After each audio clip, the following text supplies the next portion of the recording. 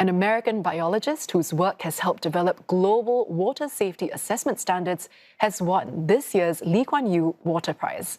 Professor Joan Bray Rose was also pivotal in helping Singapore establish NEWater as a key water management strategy.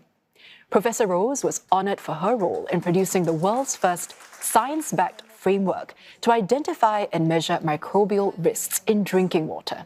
These include pathogens like bacteria and viruses. The Lee Kuan Yew Water Prize honours individuals or organisations who contribute towards solving the world's water problems. And for more, we're joined in studio by this year's prize laureate, Professor Joan Rose from the Michigan State University. Prof. Rose, welcome to the show. Thank you, Angela. It's a pleasure to be here. First of all, congratulations on the prize. And we want to understand a little bit more about your work as well. But first, what are some of the invisible risks you see in our water system? And how does your work help us to detect and also prevent any dangers associated with it? Yeah, you know, microbial pathogens are invisible. They're the unseen world, and it's amazing that something small as a virus can, cause such havoc, in the population. And when we have contaminated water, it can affect the whole population, everybody that drinks that water. And so we needed a framework to sort of look at, making water safe beyond the outbreak. So the outbreaks are like a plane crash, like the, terrible event where many people can get sick or even die. And but what we wanted to do is really look at how you create a safe water by, for example, in an airplane, you would check the tire pressure, make sure you're not going to get a flat tire, check the oil, et cetera, et cetera. So this was a process where we could go in and say, look at all these different kinds of microbes, maybe 100 different kinds. And can we develop new technologies and new ways to measure them and then reduce them so that your water is safer? Yeah, it's a lot of preventive measure in a way, apart from waiting for something like a crisis to happen. So can you share with us a bit more about what this quantitative microbial risk assessment exactly is, and how does that change the way that we protect and the water that we drink? Yeah, that's quite a mouthful. So we call it QMRA for short. And, if you think about risk, we use kind of risk assessment in our everyday lives. And an example might be, well, you would think about crossing a street. And if you're going to cross a street that's very busy, there's a lot of cars, there's different kinds of cars, trucks and bicycles, and they're going different speeds. And so what can we do to make sure that it's safer to cross? We can put in a stoplight. We could put in a bridge. So people could walk over the road. And the same thing in water. We start to look at all the different kinds of microbes that are there, how many are there, and then what are their potency?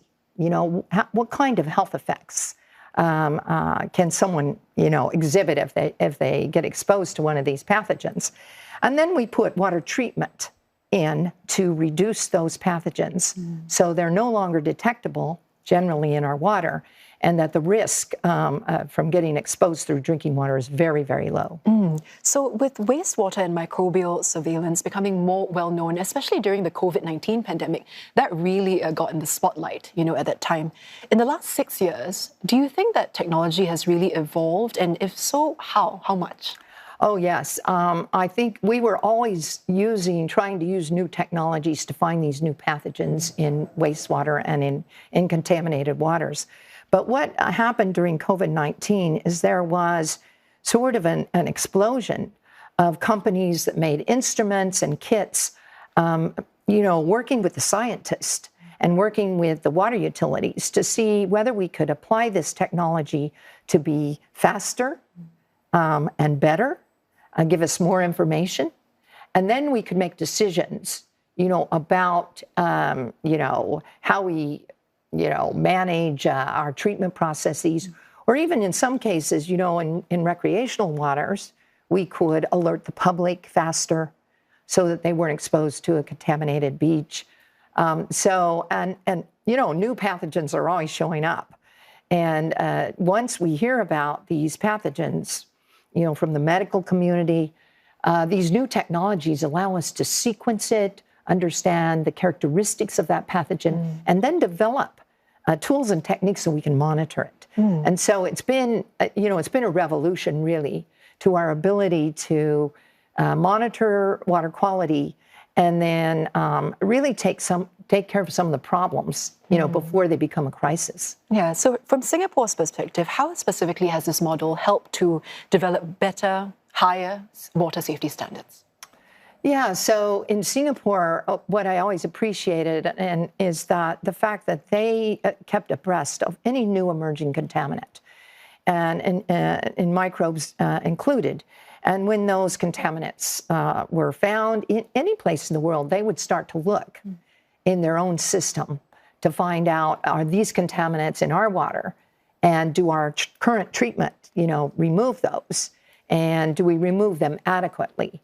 And set up research to say, okay, do we need new technology to reduce these contaminants even more? And how, setting up new labs and new monitoring strategies. But I think the other thing that I've always appreciated was that Singapore became a model for the rest of the world on how to address sort of this one water concept.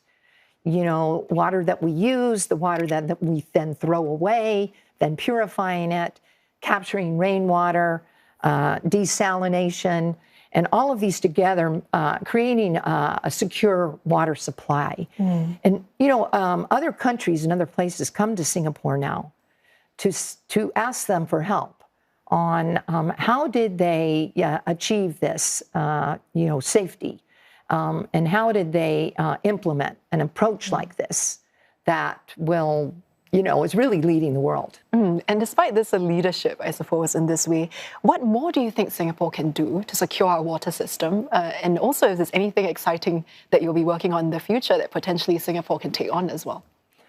Well, there's a lot of emerging issues, and one of them is mixtures. You've heard about the microplastics, and then we've got antibiotic resistance, and then you've heard about the chemical PFAS, where we're finding out that these mixtures interact with each other. And so plastics grow the bacteria, the chemical stimulates the bacteria, you might get more antibiotic resistance. And so, understanding this and then testing that, both in the laboratory and then going out and looking in the real world, does that help? And so that's, I think, what the water community is doing, trying to keep abreast of any new issues and then these complex mixtures. What can we do about taking care of, the new microplastics and the antibiotic resistance? And that's sort of the new frontier. And it really is going to mean that we bring scientists and chemists and hydrologists and engineers all together. Well, we definitely look forward to more from you as well. Professor, thank you so much for coming in and sharing about your research with us. Thank you, Angela. That was Prof. Joan Rose from Michigan State University and laureate of the Lee Kuan Yew Water Prize 2026.